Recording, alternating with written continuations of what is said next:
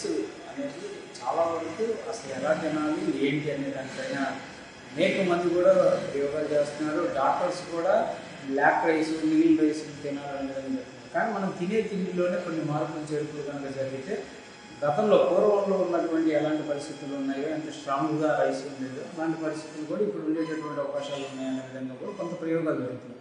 అయితే దీనికి సంబంధించి బాపట్లలోని ఇటువంటి సైంటిస్టులు కూడా దీనిపైన దృష్టి పెట్టినటువంటి పరిస్థితి. ప్రస్తుతం యంగ్ సైంటిస్ట్ డి రాజా ఆనంద్ సందీప్ రాజా మనతో ఉన్నారు. ఆయనతో మాట్లాడేటటువంటి ప్రయత్నం చేద్దాం.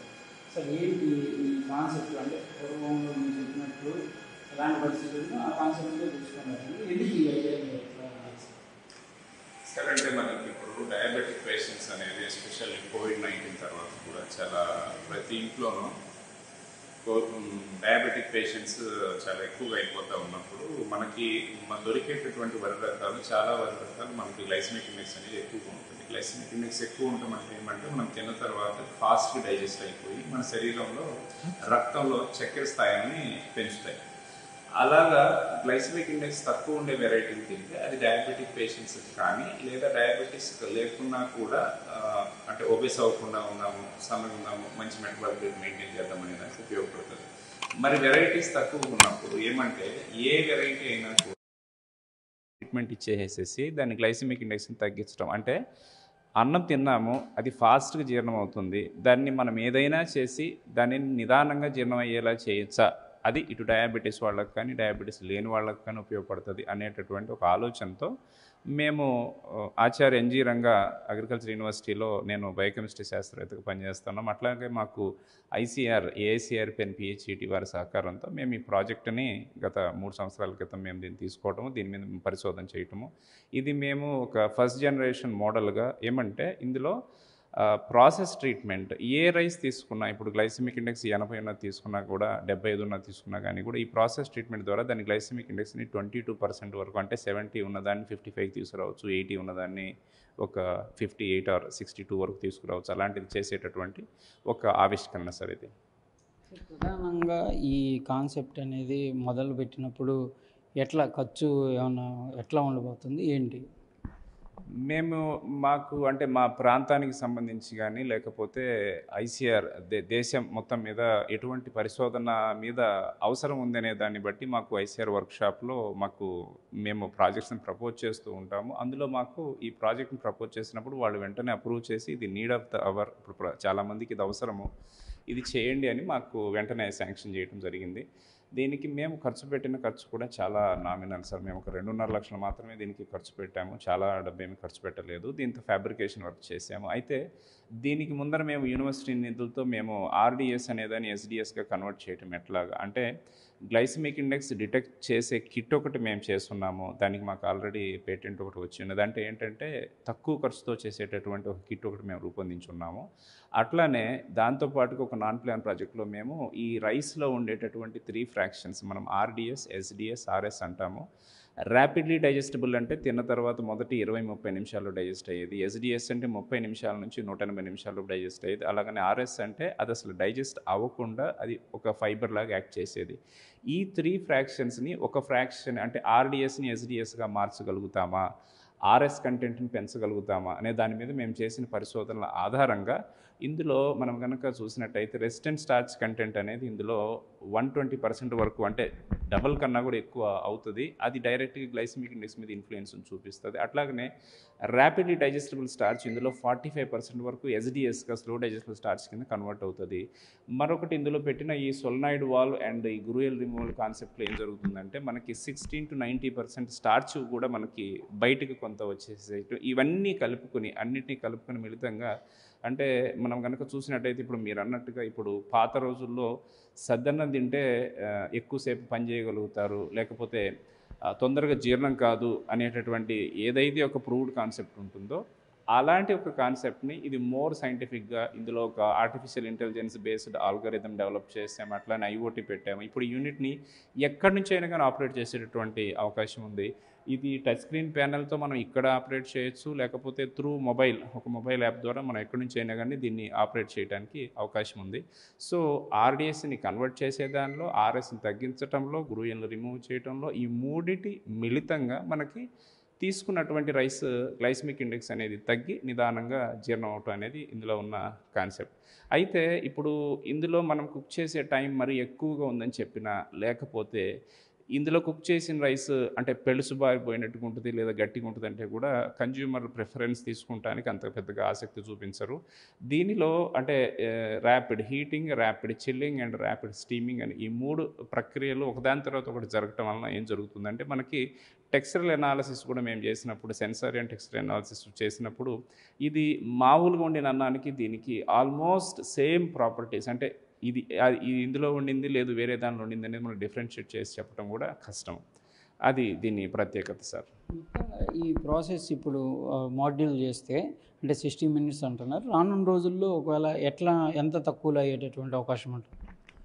ఇది 60 minutes అనేది మనకి 16 నుంచి 19 నిమిషాలు కుకింగ్ అనేది నార్మల్గా పడుతుంది సార్. ఇందులో ఒక 25 నిమిషాలు ర్యాపిడ్ చిల్లింగ్ 0 డిగ్రీ సెంటిగ్రేడ్ దగ్గర పెడితే మనం జరుగుతుంది. అట్లాగనే ఇంకొక 10 minutes ర్యాపిడ్ హీటింగ్ అనేది పెడుతుంది. ఇవన్నీ కలుపుకుని అంటే వెరైటీని బట్టి మనకు కావాల్సిన ట్రీట్మెంట్ మనం కోరుకునే దాన్ని బట్టి 50 నిమిషాల నుంచి గంట వరకు ఇది టైం అయితే పడుతుంది సార్. దీన్ని ఇంకా తగ్గించాలి అంటే తగ్గించడానికి అవకాశం ఉంది. -degreesలో తీసుకువెళ్ళి ఆ 25 minutesను మనం 10 minutes చేసే పాసిబిలిటీ ఉంటుంది. అయితే అవి మేము ప్రయోగ దశలో చేసినప్పుడు దానిలో ఉన్న సమస్య ఏంటంటే సార్, గింజ పెళుసుబారుతుంది. అక్కడ గడ్డ కట్టేసేసి గింజ పెళుసుబారి మళ్ళీ సేమ్ సెన్సరీ ప్రాపర్టీస్ అని రావటం లేదు. అందువలన ఈ ఆప్టిమైజ్ చేసినవి ప్రస్తుతానికి 50 నిమిషాల నుంచి మనకు 60 నిమిషాల వరకు సమయం అయితే పడుతుంది సార్. ఇప్పుడు ఈ రైస్ కుక్కర్ ఒకవేళ కనుక అంటే మామూలు రైస్ కుక్కర్లో రైస్తో పాటు మిగిలినటువంటి ఐటెంలు కూడా అంటే పప్పు కానీ లేకపోతే గింజలు కానీ ఉడకబెట్టే అవకాశం, అది దీంట్లో కూడా ఉండే అవకాశాలు ఉంటాయా? సార్ ఇది పేరుకి ఇది రైస్ కుక్కర్ అని అంటున్నాం కానీ ఇందులో ఏదైనా కూడా అంటే పప్పు కానీ, బిర్యానీ కానీ, ఈవెన్ నాన్ వెజ్ కానీ ఏదైనా కూడా వండేదానికి పాసిబిలిటీ ఉంది. ఏదైనా దానికి కూడా అంటే మిల్లెట్స్ మనం తీసుకున్నా కానీ కూడా దానికి కూడా గ్లైసెమిక్ ఇండెక్స్ తగ్గించేటటువంటి అవకాశం ఉంది. కానీ ఇది ముఖ్యంగా రైస్ గురించి మనం ఎందుకు మాట్లాడుతున్నాము అంటే మనకు మిగిలిన వాటికి గ్లైసెమిక్ ఇండెక్స్ అనే సమస్య అంటే మిల్లెట్స్కి తక్కువ ఉంటుంది. మనం నాన్ వెజ్ కానీ వేరేవి కానీ ఆయిల్ బేస్డ్ ప్రోడక్ట్స్ కానీ ప్రోటీన్ రిచ్ కాంపౌండ్స్ కానీ తీసుకున్నట్టయితే వాటికి అంత సమస్య లేదు.